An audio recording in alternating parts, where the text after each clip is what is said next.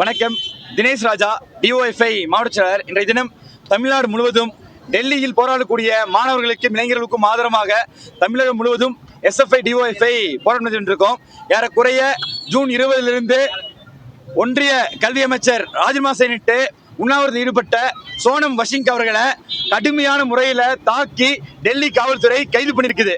மேலும் திங்கட்கிழமை பாராளுமன்றம் நோக்கி இந்திய நாட்டின் கல்வியை பாதுகாக்க போராடிய இளைஞர்களை சுட்டுக் கொல்லவும் துணியாத அளவிற்கு நரேந்திர மோடி அரசாங்கம் டெல்லியில் மாணவர்களை தாக்கியுள்ளது என்பது கண்டிக்கத்தக்க செயல். அவ்வாறு டெல்லியில் தாக்கிய மாணவர்களுக்கு ஆதரவாக இந்தியா முழுவதும் மாணவர்கள் தொடர் போராட்டம் நடத்தி வருகிறோம். உடனடியாக ஒன்றிய கல்வி அமைச்சர் தர்மேந்திர பிரதான் அவர்கள் பதவி விலக வேண்டும். மேலும் இந்திய நாட்டின் கல்வியை பாதுகாக்கும் வகையில் போராடக்கூடிய மாணவர்களை தாக்குகின்ற டெல்லி காவல்துறையின் மீது, அமித்ஷா காவல்துறையின் மீது நடவடிக்கை எடுக்க வேண்டும்.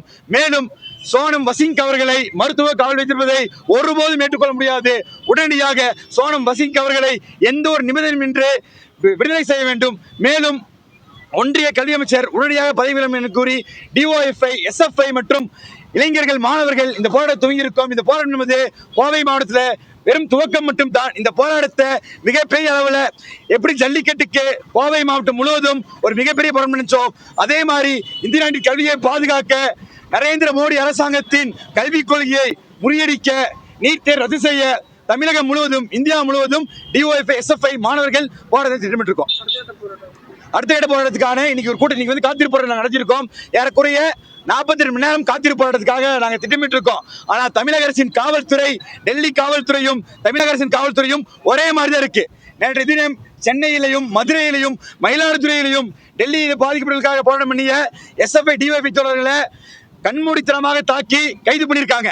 நேற்று தினத்திலிருந்து கோவை மாநகர காவல் கிட்டையும் தமிழ்நாடு முழு காவல்துறை கிட்டையும் எஸ்எஃப்ஐ, டிஒஎஃப்ஐ கேட்டிருக்கோம். அகிம்சை முறையில் போராட்டம் எடுத்திருக்கேன், உங்களுக்கு இடம் வேணும்னு கேட்டிருக்கோம். நாங்க விஜய் கிட்ட பார்த்து கேட்கிற ஒன்னே ஒண்ணுதான், தமிழக அரசு நீட் தேர்வை எதுக்குன்னு சொல்லுது.